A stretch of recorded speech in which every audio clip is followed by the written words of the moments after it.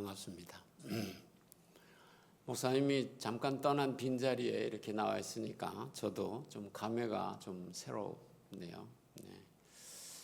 그래도 여기 교회 담임 목사는 김민철 목사입니다. 저는 그냥 이런 걸 대타 잠깐 응급 사태를 메꾸고 있는 상태입니다. 그래서 오늘 이제 김 목사님이 떠나신다고 하고 그 다음에 이제 한 달 정도 또 맡아달라는 말을 듣고 제가 이제 목사님한테도 최근에 여러 가지 일들이 있었기 때문에 하나님께서 좀 쉬라고 지금 여러 가지 사인을 보내시는구나 그거를 좀 느끼고 저도 잘 생각했다 그렇게 얘기를 했어요. 네, 그래서 목사님이 이제 떠나시고 제가 대타로 여기 있고요.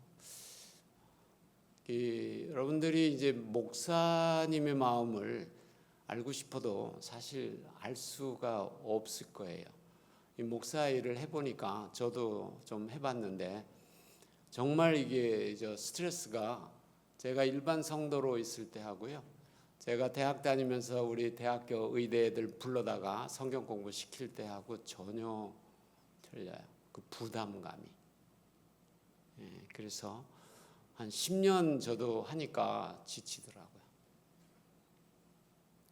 어차피 구원의 그 주권은 하나님께서 있기 때문에 내가 열심히 한다고 되는 것도 아니고 열심히 안 한다고 안 되는 것도 아니고 오직 하나님께서 다 이렇게 알아서 하시죠. 그렇다고 내가 열심히 안 하면은 안 되겠죠. 최소한 열심히는 해야 되겠죠. 하나님께서 세우셨으니까.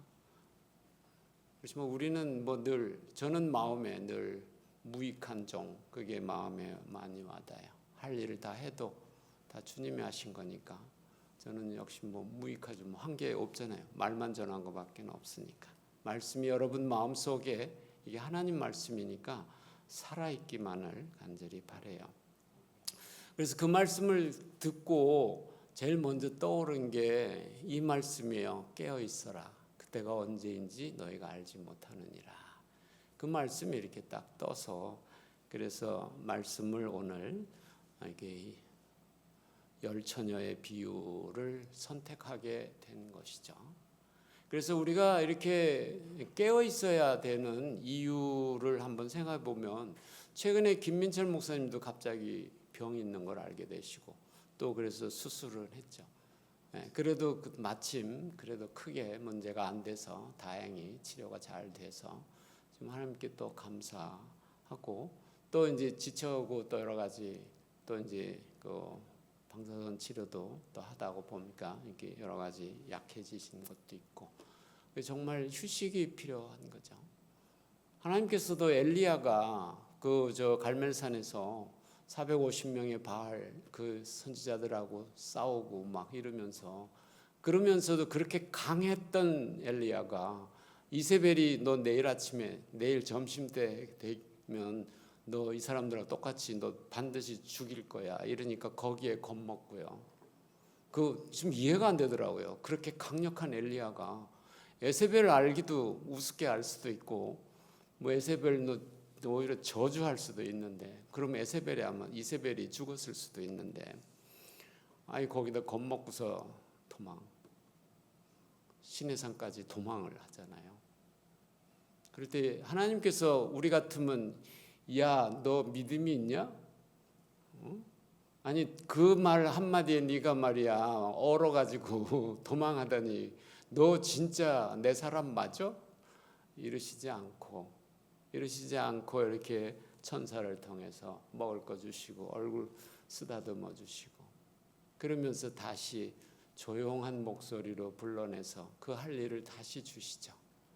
네, 그래서 참 그거 보면서 하나님은 우리의 연약함을 다 아시는구나 그렇게 했죠. 그래서 우리가 그 엘리야의 마음을요 내가 엘리야 되기 전에는 알 수가 없더라고요.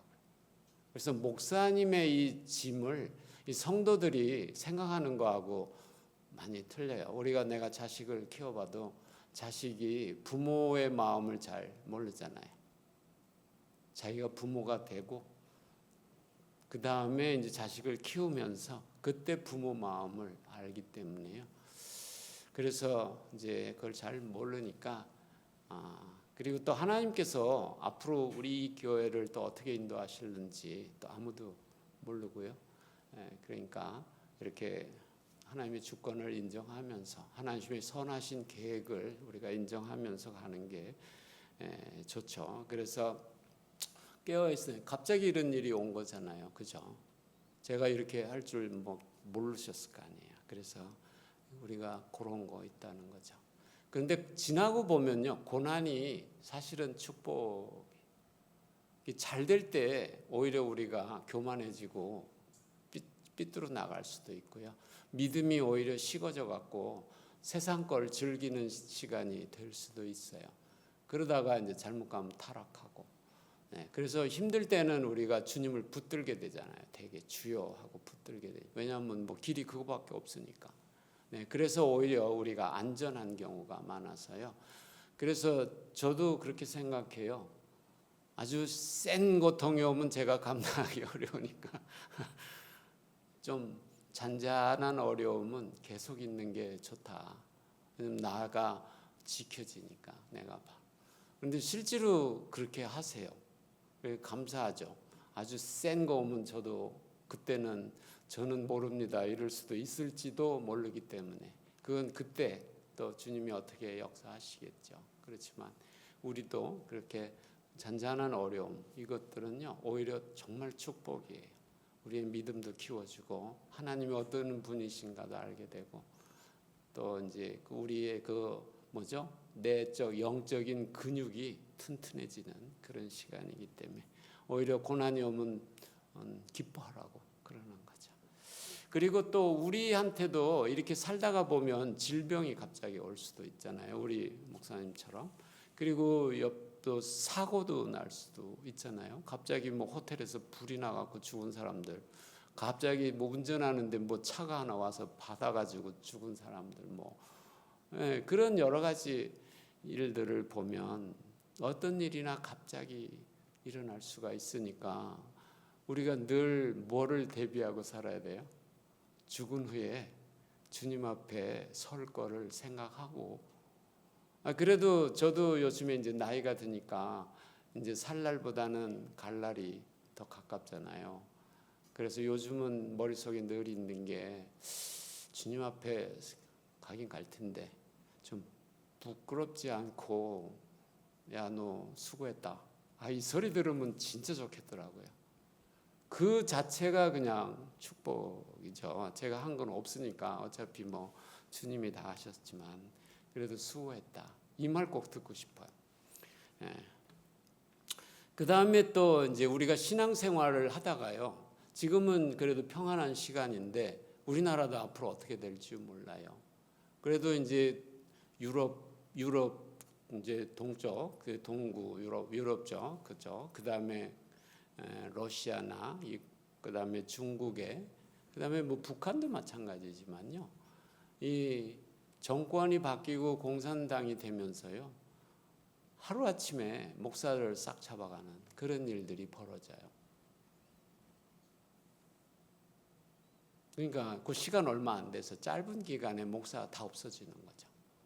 그리고 대형 교회들도 다 이제 없어지는 거죠. 있어도 껍데기만 있는 거죠. 우리가 뭐 저기 북한에 있는 봉수대 교회를 교회로 보지 않고 우리가 저 중국에 있는 삼자 교회를 교회로 보지 않죠. 그런 식으로 교회는 실제로 없어지고 흩어지게 돼요. 성경에서도 보면 다 흩어진 나그네에게 편지하고 있잖아요. 우리도 지금은 잘 모여 있어요. 지금 진짜 좋은 때예요. 이때 우리가 하나님 말씀을 잘 배우고 나의 신앙과 나의 영적인 이 근육들을 탄탄하게 하지 않는다면 우리도 나중에 그때 어떤 일을 할지 모르죠. 그래서 갑자기 핍박이 올 수도 있어요. 우리나라도 갑자기 뭐 전쟁이 일어난다거나 그럴 수도 있고요.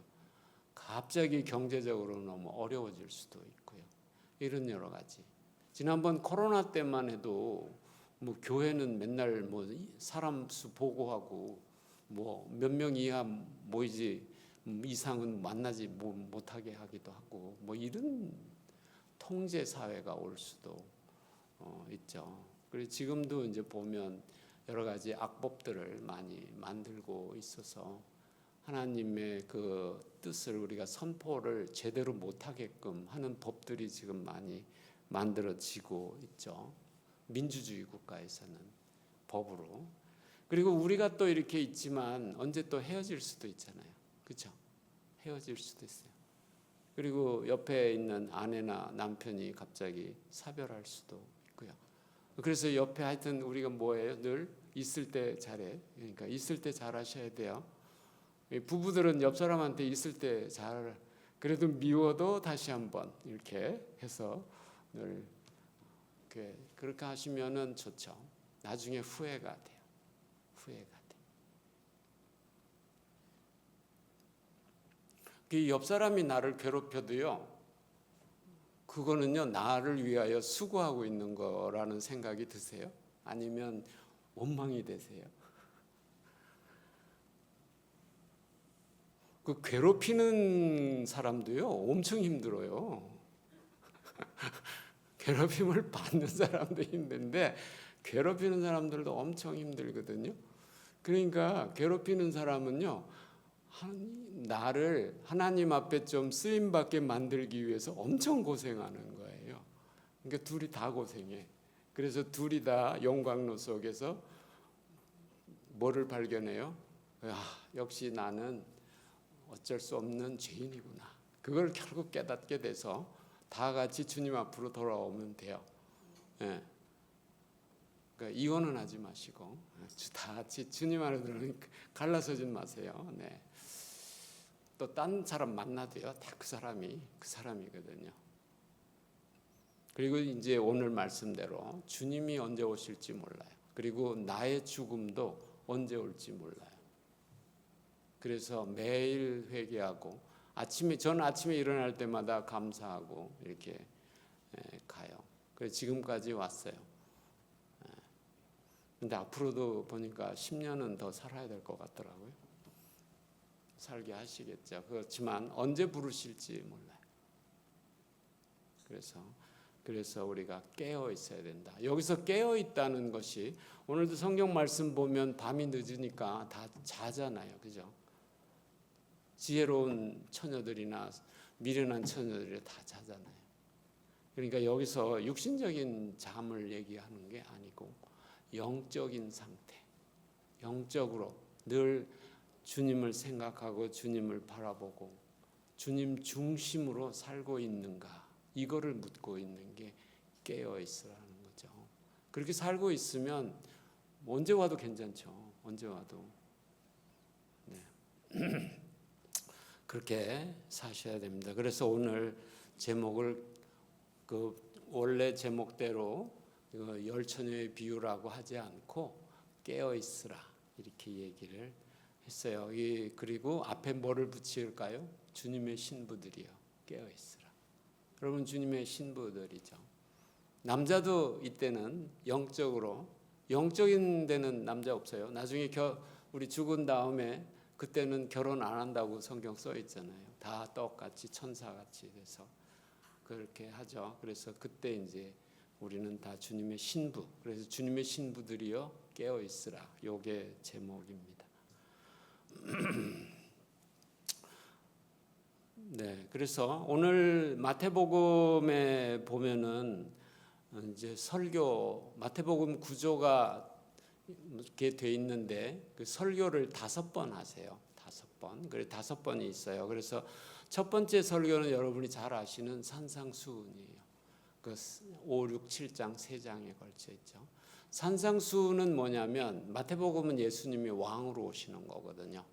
왕으로 오시는 건 뭐예요? 오셔서 뭐 하는 거예요? 나라를 건축하는 거죠. 나라를 세우시는 거예요. 나라를 세울 때 뭐가 있어야 돼요? 헌법이 있어야 되죠. 그것이 산상수훈이에요. 그러니까 다른 말로 얘기하면 구약에서는 하나님께서 시내산에서 모세를 통해서 또 히브리서에 보면 천사를 통해서 주셨다고 돼 있는데 하여튼 히브리 민족들에게 그게 하나님의 백성이죠. 그들에게 십계명과 율법을 주셨죠. 그래서 실제로 거기 나와서 그 노예로 살던 그 백성들이 광야에 나와서 뭐가 됩니까? 하나님의 나라가 되는 거죠. 하나님의 나라. 이스라엘이라는 나라가 일단 되는 거죠. 그리고 거기에 법을 주세요. 하나님의 나라의 법. 그게 이제 구약 시대에는 십계명이었는데 예수님 오신 신약에 다시 예수님이 진짜 왕으로 오시면서 우리에게 또 새로운 헌법, 하나님 나라의 헌법. 예수님이 앞으로 이 지상에서 만들어가고 보여줄 하나님의 헌법이 산상수훈이에요. 그런데 산상수훈은 나중에 혹시 기회 되면 하겠지만 정말 우리가 맨정신으로는 절대로 지킬 수 없는 수준의 법이죠. 그래서 우리 십계명, 우리 그리스도인의 십계명은 사실은 산상수훈이에요. 그래서 그거를 좀 잘 보시면 되죠. 수준이 행위에서 마음의 동기까지로 더 이게 수준이 높아져서 율법은 그래도 지킬 만하죠. 뭐 살인 안 하면 되잖아요. 그런데 예수님은 미워하면 살인이잖아. 그러니까 그거 미워하지 않은 게 없죠. 그러니까 뭐 법을 벗어나기가 거의 불가능해요. 근데 왜 주셨을까? 근데 그게 지킬 수 있다고 주신 건가 하는 거는 혹시 나중에 생각되면 하고요. 그 다음에 두 번째는 하나님 나라에는 뭐가 필요해요? 우리나라에 대통령이 있고 그 밑에 뭐가 있어요? 장관들이 있죠. 그래서 12명의 제자들을 선택하세요. 하나님 나라의 일꾼 12명. 그러면서 그를 부르시고 보내세요. 하나님 나라를 복음을 전파하도록. 그 다음에 이제 세 번째가 그 다음에 뭐예요? 천국은 이렇다. 그 설교하세요.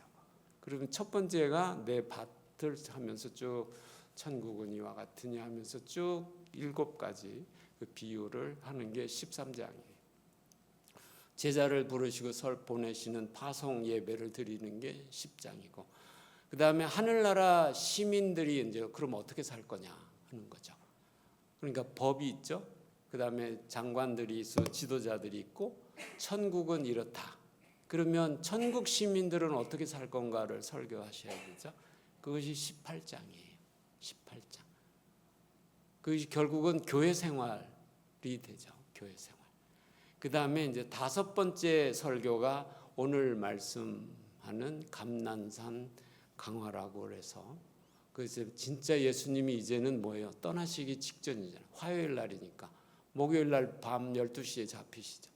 그러니까 하루 전, 이틀 전이라고 할 수도 있고. 그래서 감람산에 올라가셔서 그 다음에 마지막 때는 이렇게 된다. 그거를 이제 설교하시는 게 오늘 그 중에 이제 하나가 열처녀의 비유가 있습니다. 그래서 이 감람산의 강화 24장에서 25장까지에 보면은 계속 반복되는 말씀이 있어요. 그게 뭐냐면 깨어 있으라, 준비하고 있으라, 생각지 않은 때 인자가 오리라. 생각지 않은 날 알지 못하는 시각에 그 주인이 온다 하는 거죠. 그래서 그런즉 깨어 있으라. 그리고 인자가 자기 영광으로 모든 천사와 함께 올 때 뭐가 있어요? 심판. 그때 그것이 뭐냐면 양과 염소의 비유. 이렇게 있어요.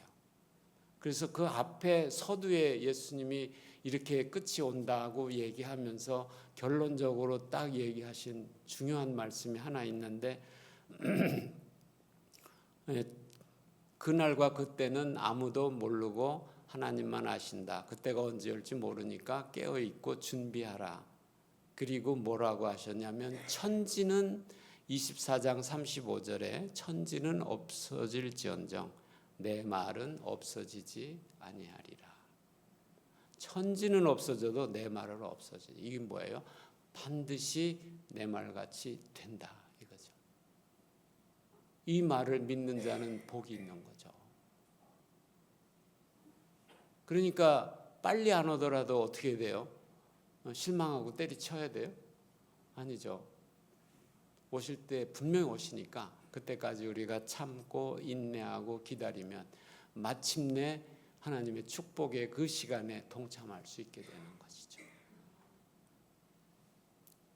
그래서 우리가 이 믿음이 없으면요, 가나안 땅에 못 들어가요. 그 이스라엘 백성들이 가나안 땅에 못 들어간 것도요, 이 믿음이 없었기 때문에 못 들어갔다고 성경에 써 있어요. 이 믿음이 없어서 못 들어갔다. 네, 감람산에서 비유를 이제 말세 마지막 때 얘기를 하면서 예수님이 그 비유를 5가지를 하시는데요. 첫 번째 한 비유가 도적 맞은 집주인의 비유예요. 이 집주인이 도적을 맞았어요. 그런데 언제 올지 몰라서 도적을 맞았다 이거 아니에요. 알았으면 안 맞았을 텐데. 그러니까 뭐예요? 언제 올지 알 수 없다는 거죠. 도적같이 오신다는 거죠. 그 다음에 이제 선한 청지기와 악한 청지기의 비유를 하세요.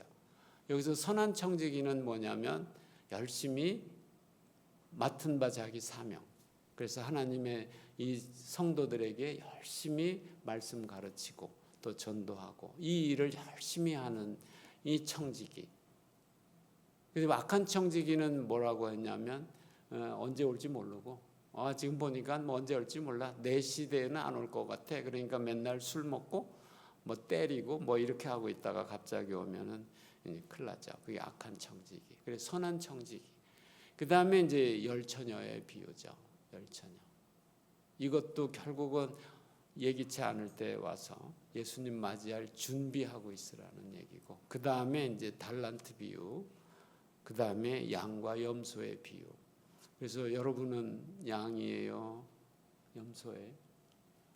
염소 같은 양이에요? 양 같은 염소? 네. 양이셔야 돼요. 그날 너는 내 우편의 양이 돼야 되죠. 네. 그래서 결국 열처녀의 비유는 그냥 한마디로 얘기하면은요, 주님이 반드시 다시 온다. 다시 온다. 요한복음 10장에서도 너희 마음에 근심하지 말라고 그러죠. 곧 나 죽는다고 자꾸 얘기하니까 제자들이 너무 그 풀이 죽고 이렇게 좀 다운되니까 걱정하지 말라고 하죠.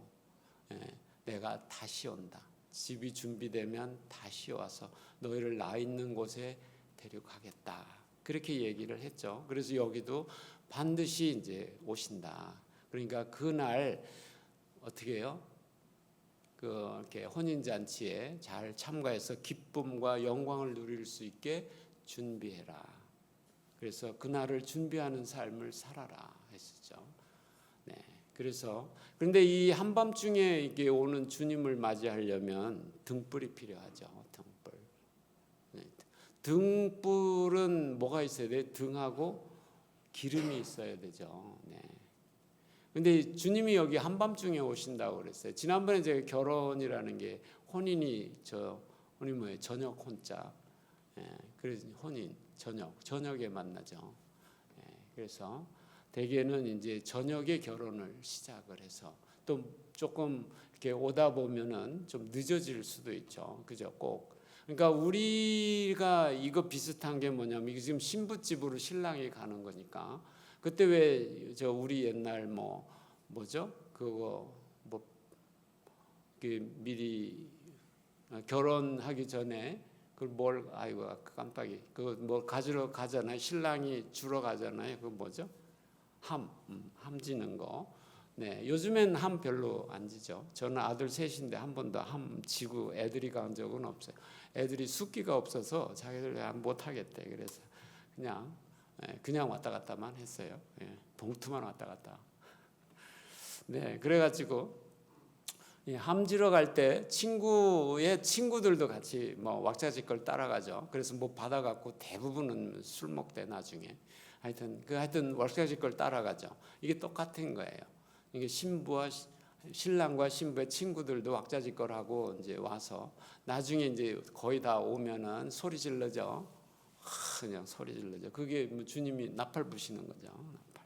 네. 그러면 이제 여기 이제 처녀들은 들러리 신부의 친구들이 거기 있다가 신랑을 다 모시고 들어가서 이제 신부한테 가고, 신부한테 다 가서 다 모여지면 함께 이제 진짜 이제 결혼식장으로 가게 되는 그런 거에 지금 요 이야기가 있는 거죠. 그래서 한밤중에 와요. 그러니까 세상이 지금 어둡죠. 저는 영적으로 요즘에 우리나라도 진짜 어두워요. 어두워. 그래서 이 정말 앞으로 여기가 어떻게 될 건지.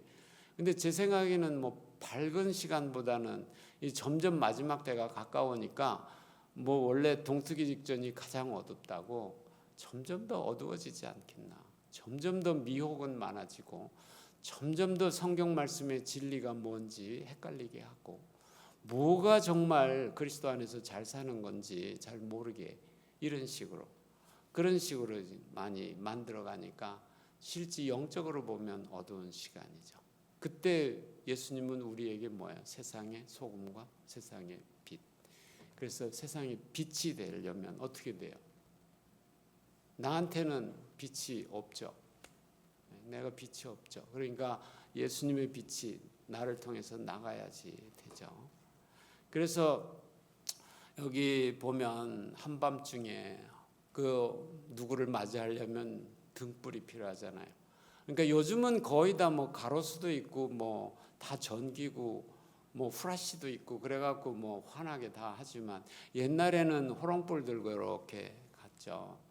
그래서 지금은 뭐 이런 얘기해도 아이들은 잘 감이 안 올 거예요. 우리 시절은 좀 그런 때가 있었는데 지금 한 40대만 해도 아마 저 호롱불 보셨어요? 호롱불 혹시 보셨어요?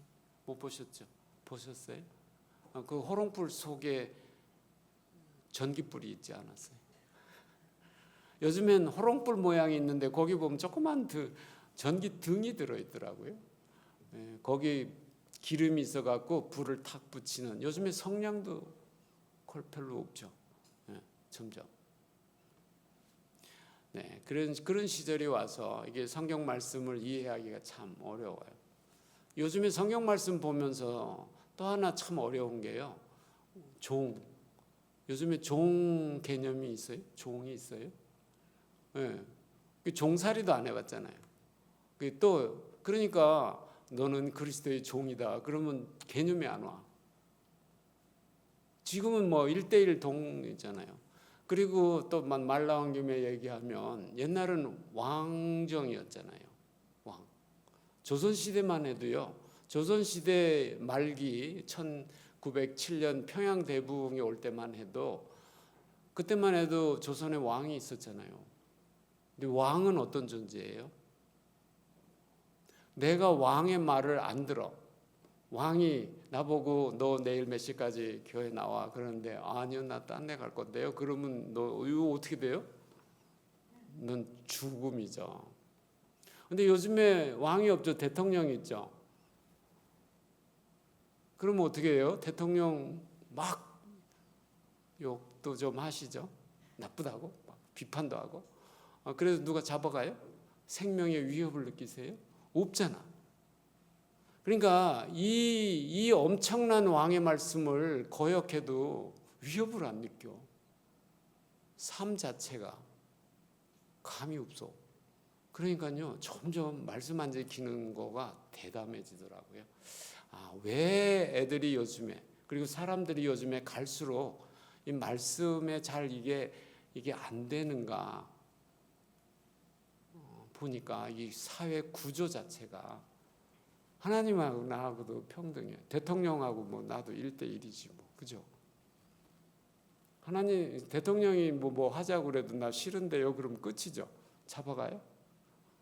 그런 사회 속에 있으니까 우리가 이게 참 말씀이 이게 잘 안 들어와서 세상이 참 변화가 있구나. 그래서 한밤중이 되는 거죠. 영적으로는.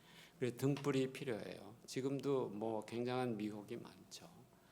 그리고 세상도 다 하나님 믿는 말씀, 지금 이 말씀도 동성애 뭐 이런 것들은 여기서 다 빼려고 하고 있죠. 성경에서 새로 번역하면서 다 빼고 공산주의가 안 좋다는 분위기 있는 성경 말씀도 다 빼려고 지금 하고 있죠. 얼마 후에는 개역 개정, 이 개역 개정인데 개역 개정의 개정이 나오면은 오히려 옛날 성경책을 우리는 봐야 될지도 모르는 그런 게 있어요. 어두워요. 그래서 점점 하나님 나라보다는 자기의 관심을 많아지는. 그래서 요즘도 결정도 자기 마음대로 결정하잖아요. 그런 시대에 살고 있기 때문에 하나님 말씀대로 산다. 이것이 정말 이 성령을 받지 않으면, 정말 내가 죄인이고 하나님이 필요하다는 걸 깨닫지 못하면 참 이거 받아들이기가 어려운 시대, 어두운 시대에 우리가 있습니다. 그래서 등불이 필요하죠. 그런데 등불은 뭐냐면 등에 기름이 있어야 등불이 되는 제 기능을 하잖아요. 그러니까 내가 주님 만났을 때 내 등불이 켜 있어야 내가 제대로 된 그분에게 갈 거 아니에요. 그런데 만약 그때 기름이 부족하다면 어떻게 됩니까? 그때는 낭패 보는 거죠. 기쁜 날이 아니라 일을 가는 날이 될 수도 있죠. 그래서 여기에 그 신부의 친구들 10처녀는 사실 아까도 말씀드렸지만 들러리예요. 그래서 신랑을 신부 집으로 맞아들이는 역할을 하는 거고, 사실 성경에 보면은 예수님을 성도와의 관계를 결혼 관계, 신랑과 신부의 관계, 그렇다고 예수님이 우리와 직접 결혼하는 그런 건 아니죠. 그 관계가 그렇다는 얘기를 하고 있는 거고, 또 이 결혼 관계를 교회와 주님과의 관계로 이렇게 또 설명도 하고 있죠.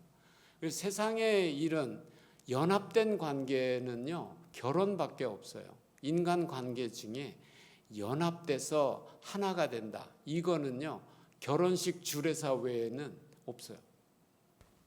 그러니까 우리가 구원받는 것은 예수 그리스도와 하나 되고 연합되는 거예요. 그러니까 내가 예수 그리스도와 연합돼서 붙어 있는 거죠. 그러니까 예수님도 나는 참 포도나무 너는 가지죠. 가지가 어떻게 이 나무에 붙어 있어야 되죠. 이게 연합이에요. 그래서 진액을 어디서 빨아요?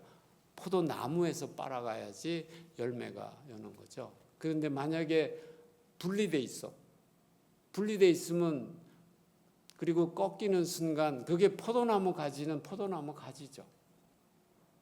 그런데 열매는 없죠. 그러니까 우리가 삶의 열매와 구원은 결국 예수 그리스도와의 연합이에요. 하나 되는 거예요.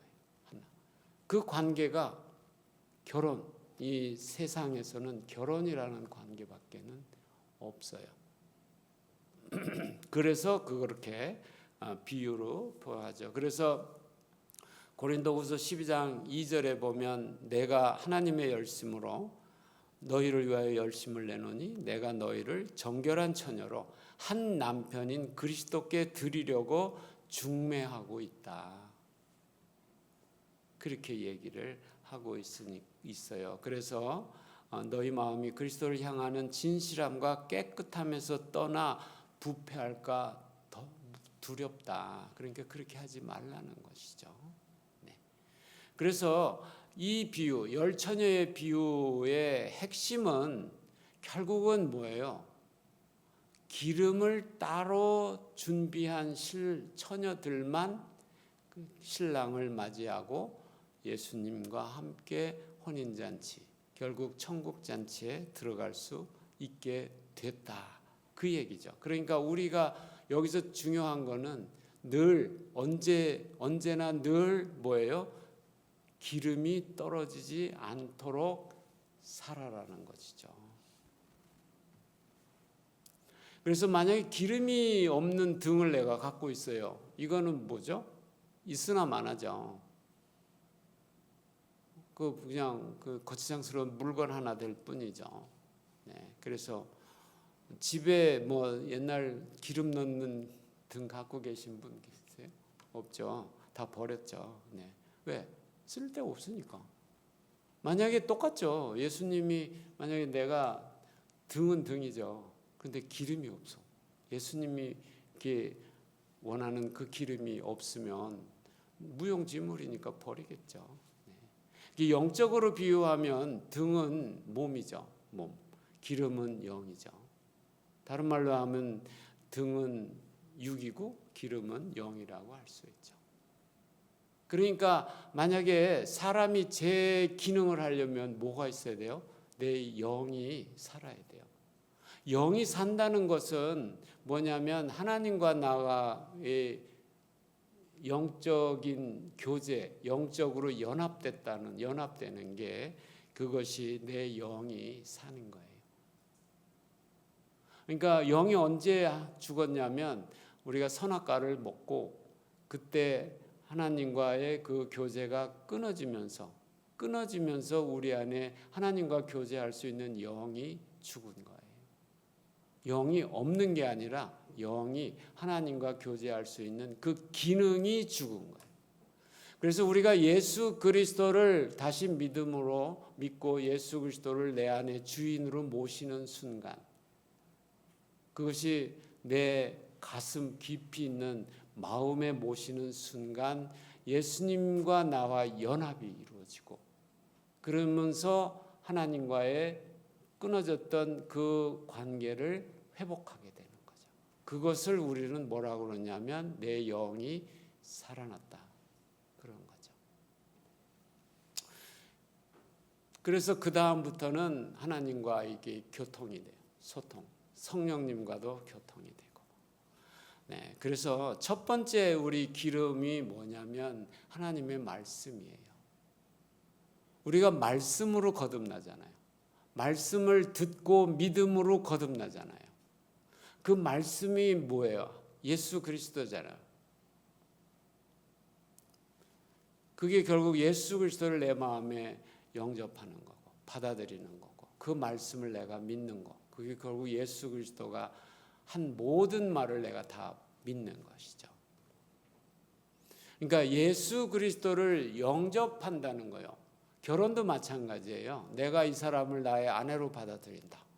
그거는요, 그 사람의 장점만 받아들이는 거 아니에요. 그 사람의 살아온 지금 뭐 몇 살이야? 만약 35살이라면 그 사람이 세상에 태어나서 35년간의 살면서 형성된 그 사람의 모든 것을 내가 받아들이는 거죠. 우리가 예수 그리스도를 받아들이는 것 마찬가지. 예수님이 우리를 받아들이는 것도 마찬가지. 그런데 예수님은 죄하고는 함께 이렇게 할 수가 없으니까 어떻게 해요? 먼저 깨끗하게 씻은 다음에 받아주시는 거죠. 하나님도 마찬가지. 우리가 의롭지 않으면 하나님 곁에 갈 수가 없잖아요. 그러니까 우리를 먼저 깨끗하게 하시고, 그래서 예수 그리스도를 죽일 수밖에 없었던 그 아버지의 마음이 있는 거죠. 그래서 여기 야고보서 2장 26절에 보면 영혼 없는 몸이 죽었다. 그렇게 영혼 없는 몸이 죽은 것 같이 행함이 없는 믿음은 죽은 것이다. 그런 거죠. 그래서 여기 영혼이 없다는 말의 영어로는요, 영이에요. 영. 그러니까 영이 없는 몸은 죽은 거예요. 그러니까 그 사람이 아무리 뭐 돈이 많고 아무리 뭐 호화판의 삶을 살고 하더라도 그 사람이 영이 없으면 하나님께 쓰임을 받겠지만 영이 죽어 있으면 하나님과의 교제가 끊어져 있는 그 혼자의 삶이라면 그거는 곧 아무것도 아니죠. 죽은 다음에 지옥에 갈 거고 죽은 다음에 그 모든 거 하나도 가지고 갈 수가 없잖아요. 그러면 무로 돌아가는 거죠. 근데 우리는 이제 영이 살아있는 사람은 하나님께로 가서 세상에 있는 거 다 필요 없어. 거기는 더 좋은 게 있으니까 그거 얻은죠. 이거 다 버려도 못 사는 거니까. 여기 아무리 비싼 집이 있어도요, 그 천국의 집 못 사요. 거기 원룸도 못 사. 여기 아무리 뭐 100평, 200평짜리 비싼 거 있어도 거기 원룸도 못 사요. 이거 팔아가지고. 돈은 예수님의 보혈이라는 돈만 필요해. 그거 없으면. 그렇지만 뭐 여기서 살 수 없는 것을 거기서 주는데 미련 없이 버리고 가는 거죠. 결국 그거 할 수 있는 게 뭐예요? 믿음이에요. 그래서 살리는 것은 영이니 육은 무익하다. 내가 너에게 이른 말씀이 곧 영이요 생명이라고. 그리고 예수님은 요한복음 6장에서 계속 내 살은 참된 양식이고 내 피는 참된 음료다. 내 살을 먹고 내 피를 마시는 자는 내 안에 거하고 나도 그의 안에 거한다. 그 다음에 나는 하늘에서 내려온 떡이니 조상들이 먹고도 죽은 그것과 같이 아니하여 이 떡을 먹는 자는 영원히 산다. 그리고 베드로전서 1장 23절도 너희가 거듭난 것이 썩어질 씨로 된 것이 아니요 썩지 아니할 씨로 된 것이니 살아있고 항상 있는 하나님의 말씀으로 거듭났다. 그런 거죠. 거듭났다. 거듭났다는 건 뭐예요? 우리는요 변화되는 게 아니고요 죽고 부활하는 거예요. 나를 변화시키려고 하면 늘 실패해요. 너 왜 변화 안 됐니? 그거는요 다른 말로 얘기하면요 그냥 변화되는 게 아니고 너 왜 그리스도 안에서 죽고 부활하지 않았니? 이렇게 얘기해야 돼. 그게 거듭나는 거예요. 그런데 우린 자꾸 변화를 찾아요. 그게 아니고 죽고 예수 그리스도 안에서 부활하면 우리는 변화될 필요가 없이 새로운 피조물로 이미 변화돼서 나와 있어요. 근데 왜 안 되냐면요 아직도 주인이 안 바뀌었기 때문에. 내 몸의 주인이 주님이 아니니까요 맨날 마귀한테 끌려다니고 나의 욕심대로 사니까 보이는 건 뭐예요? 이 과거의 삶이죠. 그래서 첫째 이 기름은 말씀이에요. 말씀. 예수님이 십자가 시험 받고 40일 하고서도 뭐라고 첫 번째 시험이 뭐예요? 떡 문제잖아요. 먹고 사는 문제. 그때도 뭐예요? 사람이 떡으로만 사는 게 아니다는 거죠. 하나님의 입에서 나오는 말씀으로 사는 거잖아요. 진짜 우리의 생명의 양식은 하나님의 말씀이에요. 그렇지만 우리가 사는 동안에 육신의 건강이 필요하기 때문에 열심히 운동하시고 열심히 잘 차려 드시고 몸에 안 좋은 거는 먹지 마시고 이거는 기본이죠. 그런데 그것만 해서 되는 게 아니라 진짜 중요한 것은 영이. 영이 살아있으면요 자연스럽게 그렇게 하게 돼요. 왜냐하면 거룩하기 때문에요. 더러운 거 보면 싫어요. 죄를 봐도 싫어요. 왜? 거룩하니까. 깨끗하니까요. 더러운 거 보면 싫어요. 자연이. 그래서 이게 거듭나는 거하고 변화되는 게 이렇게 틀리고 하나님 말씀을 해야 돼요. 그래서 가장 중요한 게 하나님의 말씀을 내 속에 채우는 거예요. 내 속에 채우고. 그리고 그 말씀대로 사는 거예요. 그런데 왜 우리가요 말씀을 이렇게 사는데도 참 변화가 잘 안 되잖아요. 그게요 계속 얘기하시죠. 한번 우리는 심각하게 생각을 해보셔야 돼요. 나의 주인은 누구지? 제가 완전히 꺾어진 게요. 내 생명의 주인이 하나님 아버지라는 것을 깨닫는 순간에 제가 다 뒤집어졌어요. 그 다음에 저에는요 아무 질문이 없어졌어요. 그리고 나니까 바로 하나님의 절대 주권을 인정하게 되더라고요. 하나님이 절대 주권을 인정하니까 하나님 마음대로인데 내가 어떻게 이 일을 제기할 것도 없더라고요. 그런데 하나님 다행히 선하세요. 그래서 이 제기 안에도 결과가 좋아. 그래서 하나님께 대한 질문이 없어졌어요. 그래서 많이 편안해요. 그래갖고 열심히 그때부터 좀 열심히 막 뛰었더니 그때 이제 다행히 하나님의 은혜로 광신자 소리를 좀 들었죠. 지금은 그거 보니까 그때가 지금은 제가 완전히 물신자가 된 것 같은데 그때는 광신자, 그 광이 빛광자잖아요. 그때 빛을 내고 살았구나. 사람들은 모르니까 저렇게 얘기하는구나. 한때 그랬어요. 지금은 좀 점잖아졌죠. 그렇게 하는 것만, 그것도 한때 그렇게 좀 해보셔야 되더라고요. 한번 해보는 건 중요해요. 근데 계속 그렇게 하는 거는 오히려 나중에는 내가 성품이 그렇게 잘 안 돼가지고 마지막은 성품이에요. 전도의 열매보다 마지막은 성품이에요. 그래서 마지막에 성품이 내가 잘 안 되면요, 모든 사역이 죽어요. 그렇잖아요. 내가 맨날 여기서 화만 더럭더럭 내고 있어 보세요. 그러면 여기 남으실 분 있어요? 아무도 없죠. 내가 능력이 있어서 막 병 고치고 뭐 해도 병만 고친 다음에 다 나갈걸요. 결국 제일 중요한 건 이제 성품이에요. 마지막에 그리스도의 성품이 내 안에서 나오는. 네, 그렇게 하려면 말씀대로 살아야 돼요. 그래서 여호수아 1장 8절에도 보면 이 율법책을 내 입에서 떠나지 말게 하며 주야로 그것을 묵상하여 그 안에 기록한 대로 다 지켜 행하라. 그리하면 내 길이 평탄하게 될 것이며 내가 형통하리라 그랬죠. 네, 그런데 이 여호수아 하는 사람이요, 대단한 사람이에요. 어떻게 보면 모세보다도 대단해. 이 사람은 그 애굽에서 출발해 갖고요, 가나안 땅에 들어가서 가나안 땅을 다 정복하고 모든 12지파한테 모든 분배를 다 한 다음에 죽었잖아요. 110세까지 살고 죽었잖아요.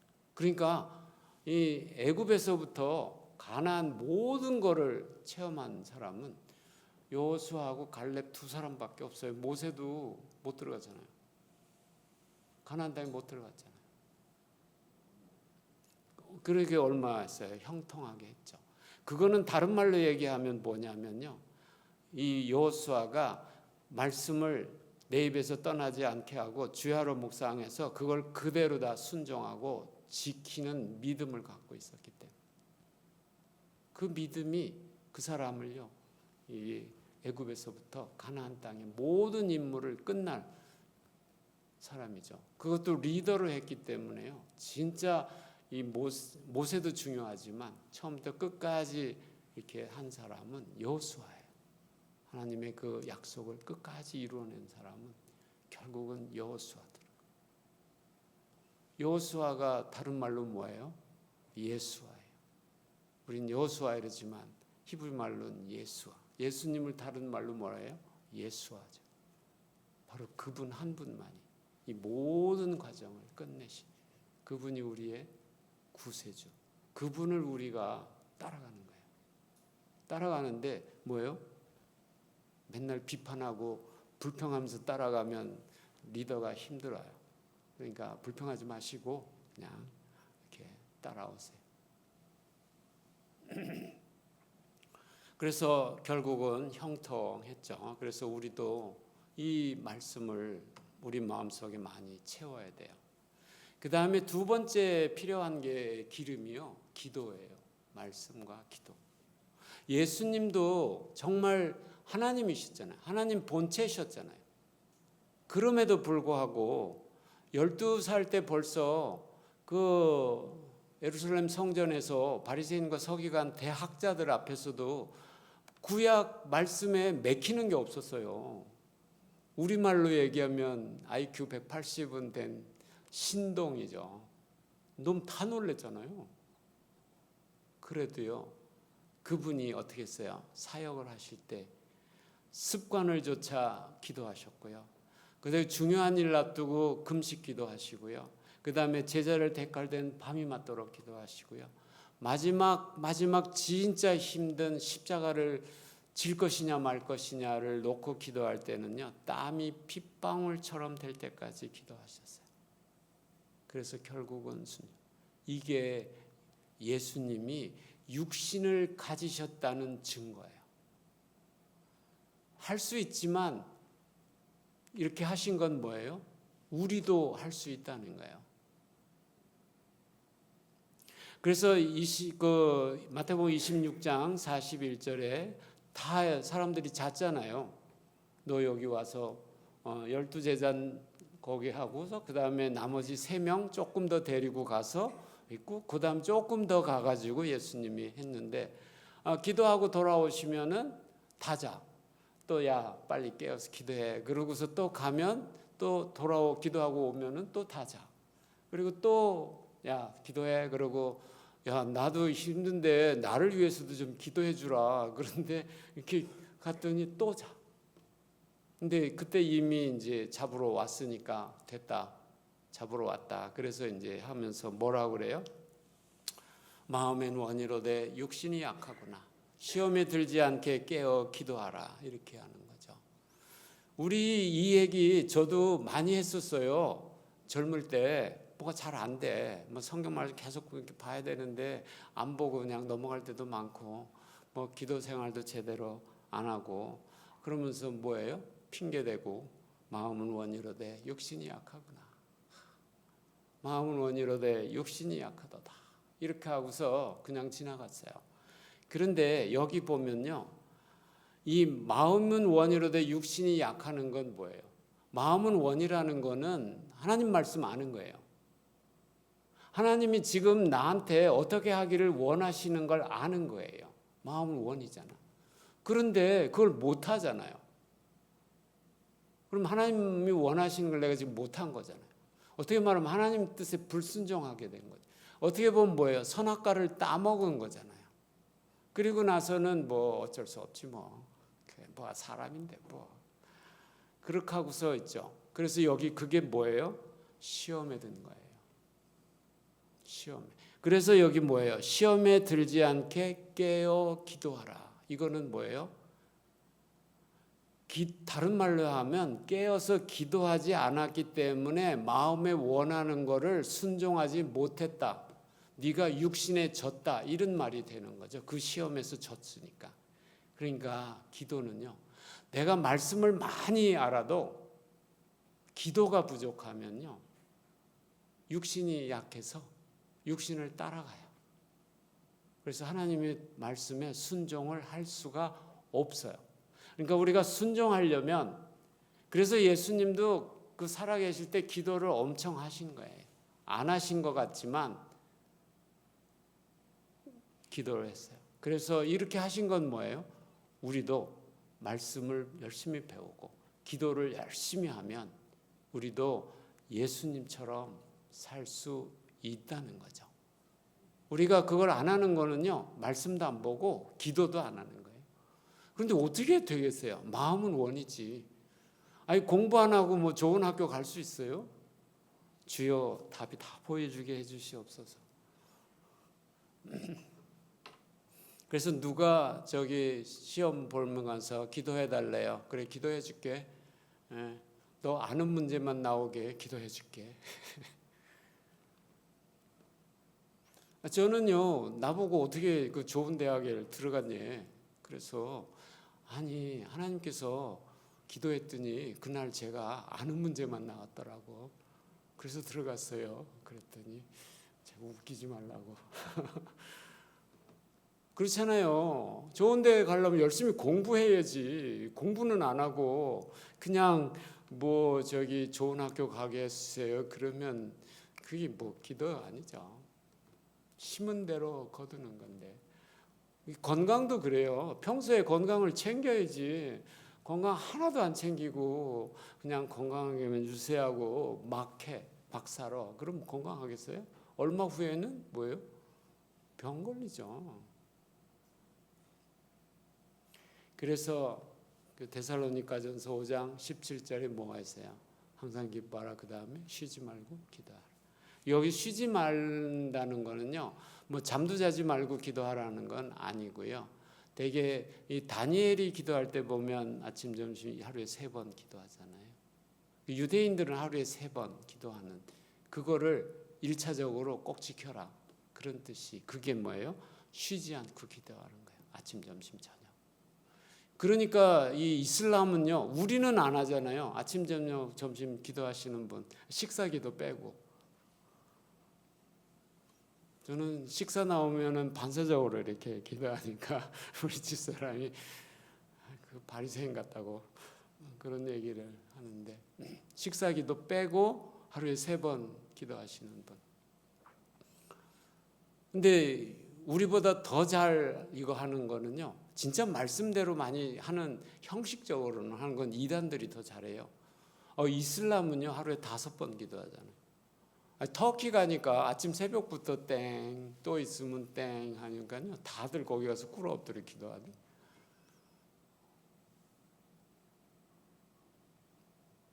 진짜 쉬지 말고 기도하죠, 걔들은. 우리는요, 네, 우리는 쉬지 않고 기도하죠. 쉬지 말고가 아니고 쉬지 않고. 네, 그래서 규칙적으로 이렇게 하시는 게 좋아요. 시간을. 그렇다고 뭐 밖에 일하고 뭐 이러는데 그 시간이 안 될 수도 있죠.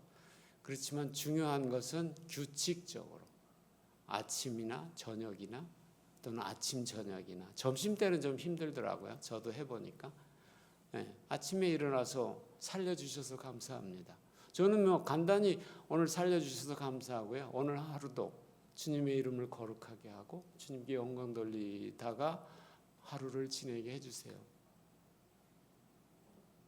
그리고 저는 이제 의료 일을 하니까 의료사고 나지 않게 지켜주세요.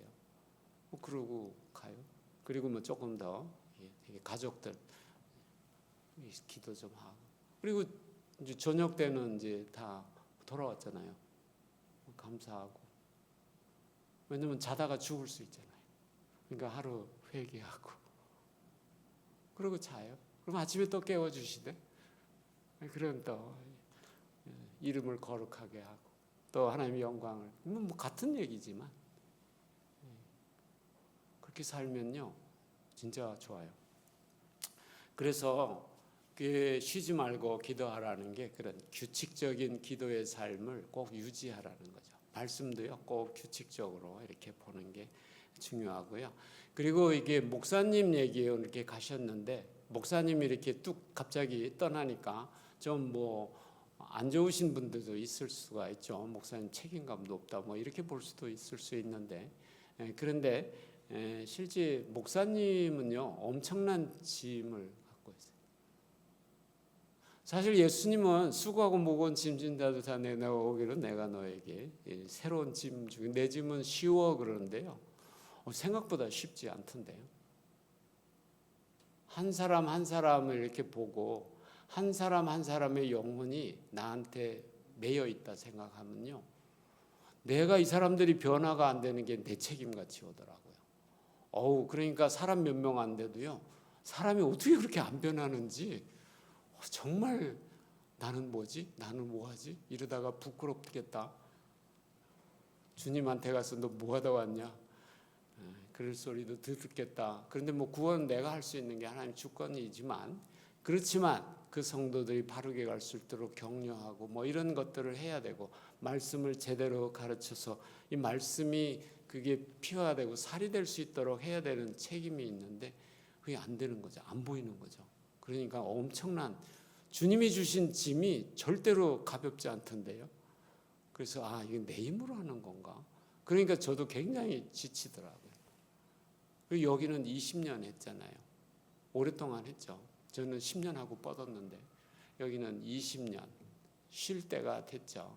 그래서 이번에 병도 오고 여러 가지를 보면서 조금 쉬어야 될 것 같다, 그렇게 얘기를 저도 해서, 뭐 제가 여기 와 설교하려고 얘기한 거 아니에요. 그리고 여기 사도행전 6장 4절에도 보면 저 베드로가 이제 막 3,000명 막 몇천 명씩 모이니까 일이 많아지고 구제하고 뭐 일이 많아지잖아요. 그러니까 거기에 관련하니까 너무 뭐가 없어요? 말씀 보고 기도할 시간이 없어요. 그러니까 결국은 이제 그 성령 충만한 7사람 집사라고 우리 얘기하는 그 사람들을 뽑았잖아요. 그 스데반 보세요. 성경 엄청 잘 알잖아요. 신앙도 엄청 깊죠. 그런 사람을 집사로 뽑는데 솔직히 요즘에 집사님들 그런 분 별로 없는 것 같아요.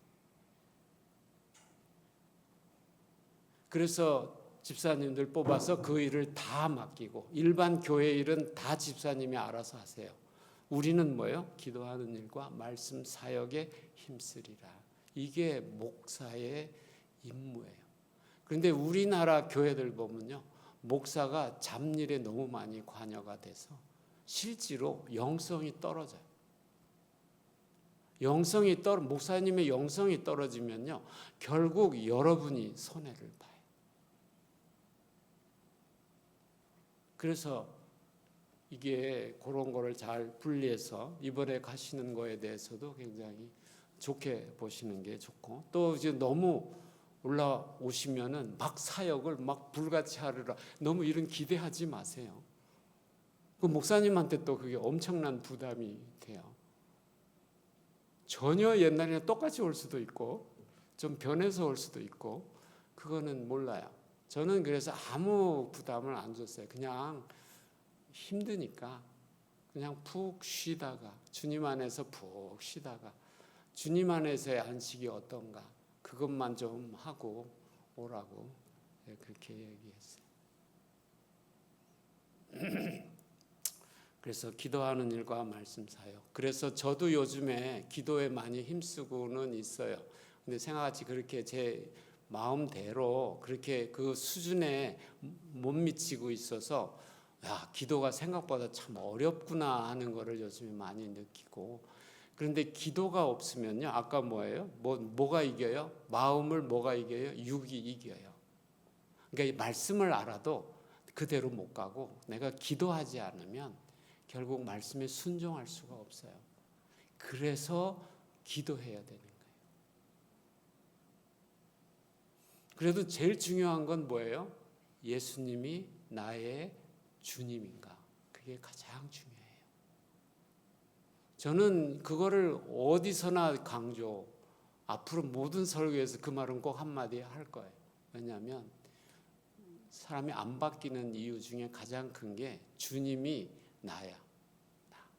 그래서 구원은 얻었고 주님은 나고 주님은 나를 위해서 계시는 거지 내가 주님을 위해서 계시는 게 아니에요. 근데 실제로요, 한번 시간이 또 많이 갔네. 큰일이다. 이렇게 한번 눈을 바꿔보세요. 예를 들면 내가 지구 안에서 해를 보세요. 지구 안에서 해를 보면요, 해가 지구를 돌아요, 지구가 해를 돌아요. 그거 몰라요? 내가 땅에서 보면 해가 지구를 돌잖아요. 그래서 옛날에 망원경 나오기 전에는 어떻게 했어요? 천동설이었잖아요.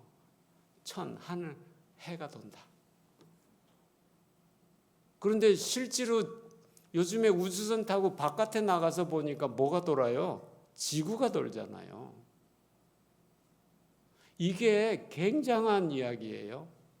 내가 땅에서 하나님을 보면요, 땅에 발을 붙이고 하나님을 보면 하나님이 나를 위해서 존재해. 나 중심으로 돌아. 그러니까 하나님 얼마나 좋으셔. 할렐루야. 맨날 우리 뭐예요? 좋으신 하나님, 이런 거 많이 하고 할렐루야 하고 막 복 주신 하나님 이러잖아요. 근데 하늘에서 보면 어떻게 돼요? 내가 주님을 돌아야 돼요. 하나님이 원하시는 진리는 어디에 있어요? 지구가 해를 돌죠? 그런데 나는 어떻게 보여요? 해가 나를 돌죠? 근데 우리는 지구에 살고 있기 때문에 아직 하나님의 눈, 믿음의 눈을 못 갖고 있기 때문에 그러니까 우리는 늘 고모양 고꼴로 맨날 주여 주여만 하고 있죠. 그런데 주님은 뭐라고 그러세요? 너 언제 내일 할래? 내일은 언제 할래? 내일 할래? 그런 거죠. 그래서 우리 목사님 가셔갖고 이제 휴식을 잘 취하고 오면은 에너지가 좀 생기겠죠. 그런데 너무 사람은요, 너무 기대는 하지 마세요. 사람은 보니까 제가 77세인데요. 이제 77이 됐는데 사람은 기대하면 실망하게 돼 있더라고요. 그래서 맨 처음에 실망하도 하다가 이제는 아예 기대를 안 하니까요. 사람한테서 자유함을 얻었어요. 오직 하나님밖에 없구나. 그걸 깨닫고요. 사람은 그냥 내가 사랑하고 주어야 될 사람이지 뭐 거기서 받으려고 해봤자 안 줘. 들어가면 땡인 경우가 많아요. 물론 주시는 분도 있어요. 네, 그분은 어떤 분이에요? 하나님의 사랑이 있는 분이에요. 하나님을 사랑하면요, 이웃을 사랑하게 돼 있어요. 자연히. 성경에 나오잖아요. 하나님을 사랑한다고 해서 이웃을 사랑하지 않아. 그거는 가짜라고 그러잖아요.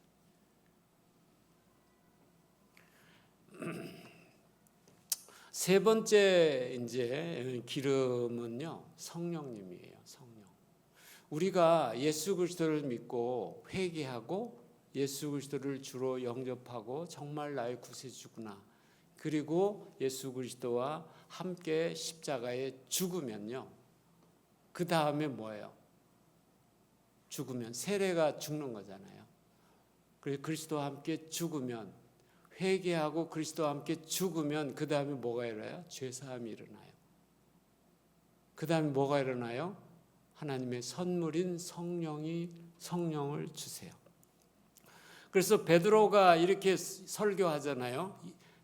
사도행전 2장 36절에 그냥 시간 관계 한 절만 읽을게요. 그런즉 이스라엘 온 집은 확실히 알지니 너희가 십자가에 못 박은 이 예수를 하나님이 주와 그리스도가 되게. 여기 분명히 뭐예요? 주와 그리스도예요. 주가 안 되면 그리스도가 될 수가 없어요. 이건 다른 말로 뭐 이야기냐면 예수 그리스도를 나의 주님으로 주인으로 모시지 않으면 그리스도가 안 되는 뭐예요? 죄사함이 없어요. 그냥 내가 죄사함 받았다고 믿는 거지. 먼저 순서가 주와 그리스도. 그리스도가 뭐예요? 구세주자. 그러니까 이제 마음에 찔려서 회개하게 되죠. 그러니까 2장 38절에 뭐라고 그래요? 너희가 회개하여, 먼저 회개해야 돼요. 이게 뭐예요? 그동안 내가 내 주인으로, 나를 주인으로 주님 말씀하고 상관없이 살았음을 회개합니다죠. 그게 다 죄니까. 그런데 결론은 뭐예요? 내가 하나님을 떠나서 내 마음대로 사는 거, 그게 죄죠. 그리고 예수 그리스도를 믿지 않은 거, 그것이 죄죠. 성령이 오시면 뭐라고 했어요? 죄에 대해서, 의에 대해서, 심판에 대해서. 죄라 하면 뭐예요? 하나님이 보내신 예수 그리스도를 믿지 아니함이에요. 그러니까 죄, 하나님이 진짜 보시는 죄는요, 우리 간단히 뭐 살인했냐, 뭐 거짓말했냐, 뭐 도둑질했냐 이런 거가 아니고 실제로 가장 중요한 거는 너 나와 상관없이 살고 있다. 이게 가장 큰 거고, 그 다음에 거기서 돌아오게 하는 내가 너한테 방법을 줬다. 길을 줬다. 그게 뭐냐면 예수 그리스도를 너에게 그리스도로 보냈어. 주와 그리스도가 되게 보냈어. 그런데 그거를 뭐예요? 믿지 아니한 게 죄예요.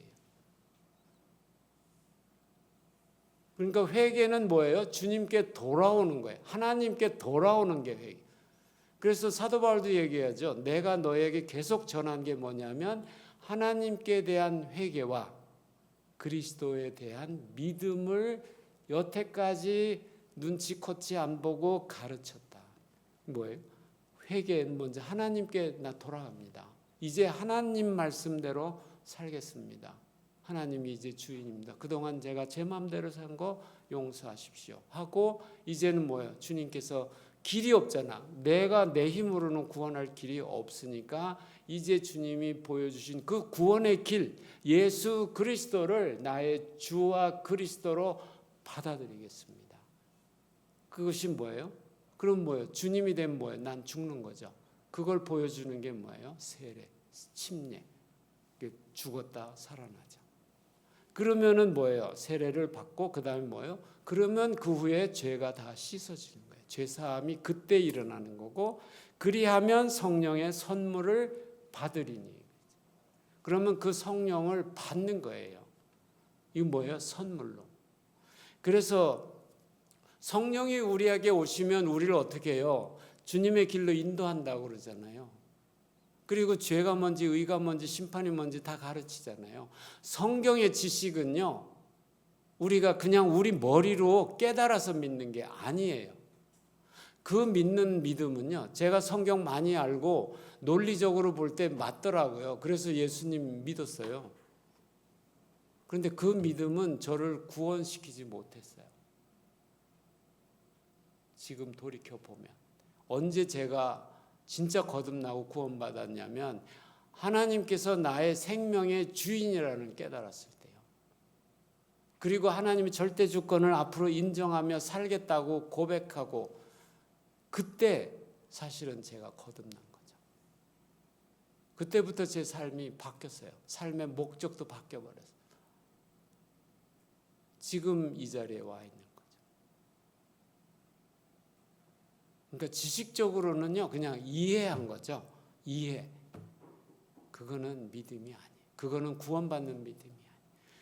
우리가 이거를 깨닫게 되는 거는요, 하나님께서 주시는 지식을 받아야 되는데, 그거는 우리가 계시라고 그래요. 계시. 하나님께서 이걸 계시해 주면, 예수님이 십자가에 죽으셨는데 그냥 우리가 보면 예수님이 십자가에 죽었잖아요.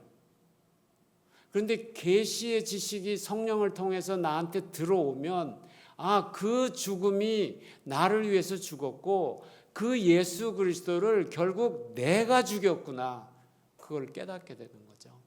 그 지식이 들어갈 때 비로소 내가 회개하고 예수 그리스도를 주님으로 믿고, 그랬을 때 내 죄가 샥 용서가 돼서 의롭다 이렇게 되는 거고, 의로운 그에게 하나님이 인치신이라고 성령을 주세요. 그것이 성령을 받는 거예요. 그런데 우리가 잘못 알고 있는 거는 성령 세례와 성령을 받는 거를 잘 그 해결을 못 하고 있어요. 그래서 하나님께서 성령을 우리에게 주시는 거는 계약서에 도장 찍는 거예요. 인치셨다. 이렇게 에베소서 1장에 써 있어요. 이렇게 보면 1장 13절에 보면, 그 안에서 너희도 진리의 말씀 곧 너희의 구원의 복음을 듣고 그 안에서 또한 믿어 약속하신 성령으로 인치심을 받았다. 그죠? 성령을 선물로 받는다는 게 도장 찍은 거예요. 성령이 뭐냐면 하나님의 도장이에요. 그거 나한테 꽝 찍었어. 그러니까 나는 누구 거예요? 하나님 거죠. 그래서 이는 기업의 보증이 되는 거죠. 기업의 보증이 돼서 얻으신 것을 속량하시고 그의 영광을 창는. 그래서 여기서 속량이라는 거는요, 그 종을 이제 다른 사람 주인이 따로 있었잖아요. 노예는 주인이 따로 있죠. 그러면 그 사람이 어떻게 돼요? 돈 주고 사야 되죠. 사면은 어떻게 돼요? 그 사람이 노예 사회 샀다는 거는 뭐예요? 이제 그 사람이 나의 노예가 된 거죠. 그죠? 어떤 노예가 있었어. 그런데 노예가 누구한테 이렇게 해서 그 요셉이 팔려갔죠. 그래서 누구한테 팔려갔어요? 노예 상인한테 가가지고 결국은 보디발이 샀죠. 그래서 그 요셉이 어떻게 됐어요? 주인이 바뀌었잖아요. 근데 신부는 뭐예요? 여전히 노예잖아. 그런데 우리는 똑같아요. 예수님이 우리를 마귀의 종, 마귀의 노예에서, 육신의 노예에서 샀어. 그게 속량이에요. 사가지고 왔어. 그러면요, 누구의 종이, 누구의 노예가 된 거예요? 나를 산 사람, 예수 그리스도의 종이 된 거죠. 그런데 나를 사준 그 예수님의 은혜를 몰라. 그리고 그 종이 와갖고 지 맘대로 살아. 주인 말도 안 들어. 주인 말씀을 알기를 우습게 알아. 그러면 그 종을 이 주인이 두겠어요? 안 되겠다, 얘 팔아먹자 이러겠죠. 근데 열심히 잘 섬겨. 그리고 주인이 너무너무 좋아. 그러니까 노예가요, 팔려오긴 팔려왔는데, 신부는 종인데도 주인이 너무 좋은 거예요. 자유도 주죠, 인격적으로 대우죠, 월급도 많이 주죠. 얼마나 좋아요. 그러니까 나중에 그 종의 법에 그게 나오잖아요. 그게 때가 되면 보내줘야 돼요. 보내줘야 되는데 안 가겠대. 그럼 어떻게 해요? 귀를 뚫죠. 귀. 그래서 여성분들 귀걸이 여기는 하신 분 생각보다 별로 안 보이네요. 네. 귀걸이 하신 분은요, 뭐예요? 그냥 귀걸이 하실 때마다 생각하세요. 아, 나는 하나님과 영원히 살기 위해서, 뭐예요? 하나님의 종으로 영원히 살기 위해서 귀 뚫었다. 그렇게 생각하시면요, 은혜로워요. 할 때마다 은혜로워요. 아, 나 오늘. 그게 뭐예요? 하나님의 말씀을 안 듣는 사람은 우리 뭐라 그래요? 귀가 막혔다고 그러죠. 그럼 귀를 뚫어주면 어떻게 돼요? 하나님 말씀이 잘 들려. 그죠? 그래서 여자들이 남자들보다 훨씬 더 하나님 말씀 잘 듣는, 그 교회 오면 여성들이 훨씬 많잖아요. 남자들은 딴 데 많이 있고. 그게 여자들이 아마도 귀 뚫은 거 하고 귀를 뚫어서 그런 거 아닐까. 우리요, 귀 많이 뚫어야 돼요. 자주 뚫어야 돼요. 자주 뚫어야 돼요.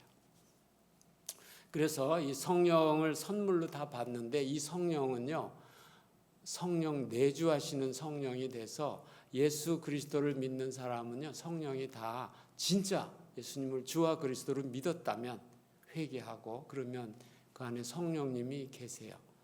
그런데 다른 사람은 이 사람 성령이 있는지 없는지 몰라요. 그래서 요한복음 3장에 그 거듭나지 않으면 하나님 나라를 볼 수 없다고 니고데모 얘기하면서 잘 모르니까 뭐라고 그랬어요? 바람이 부는 거 똑같죠. 바람이 이렇게 지나갔어. 근데 얘는 거듭났는데 보는 건 똑같아. 그죠? 그죠? 우리가 몸에 들어가서 다시 아기로 응애하고 태어나는 거 아니잖아요. 바로 그 사람이 그 사람인데 바람이 한번 지나갔어.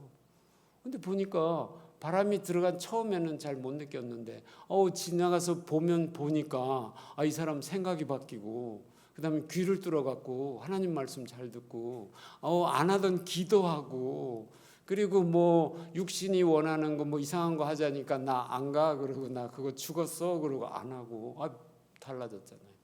뭐예요? 거듭남. 그걸 뭐가요? 내주하시는 성령님이 하시는 거예요. 그 사람은 거듭난 사람. 그런데 우리가 은사, 이거는 성령 세례라고 하죠. 그거는 하나님의 사역을 넓히기 위해서 어떤 때는 병 고치는 일, 어떤 건 예언, 어떤 건 방언, 어떤 건 말씀으로 이렇게 많이 하죠. 그런데 그쪽에 치우치면요, 목사님들이 일에 치우치면요, 뭐가 일어나는 줄 아세요? 성품이 개발이 안 돼요. 여러분들도 교회 일은 좀 적당히 하세요. 중요한 거는요, 일에 치이면 내 성품이 개발 안 돼요. 물론 그래도 조금 영향은 있어요. 왜냐하면요, 일하다가 보면 어떻게 돼요? 자꾸 저 집사님이 보이잖아. 마르다가 마리아가 안 도와주니까 자꾸 마리아가 보이죠. 쟤 좀 도와주게 해주세요. 왜 쟤는 쟤 두세요? 그러니까 예수님이 딴소리 하셨죠. 얘는 좋은 거 했다고.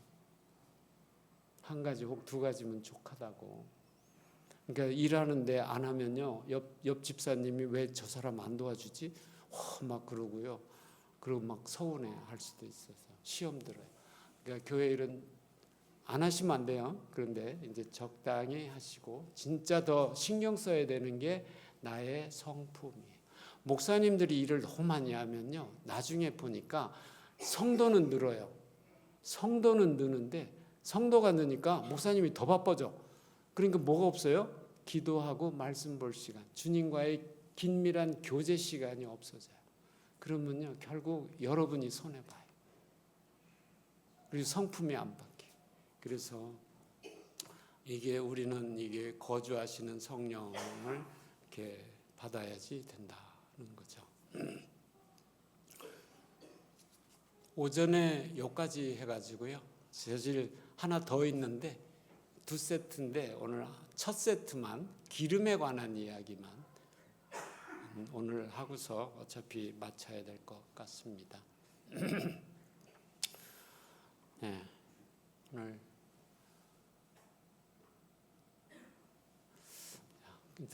오늘 요걸로 세 가지요. 뭐죠? 말씀과 기도와 성령. 요거에 대한 조금 더 자세한 거는 다음 주에 조금 더 할게요. 그래서 여러분이 다 정말 혼인잔치에 참여하시는 분들이 돼야 됩니다. 이거는 예수님의 경고예요. 경고. 꼭 이거 해라. 안 그러면 너 나중에 일을 간다. 그러니까 꼭 해라. 반드시 오래돼도 나는 온다. 기다려. 이것이에요. 경고입니다.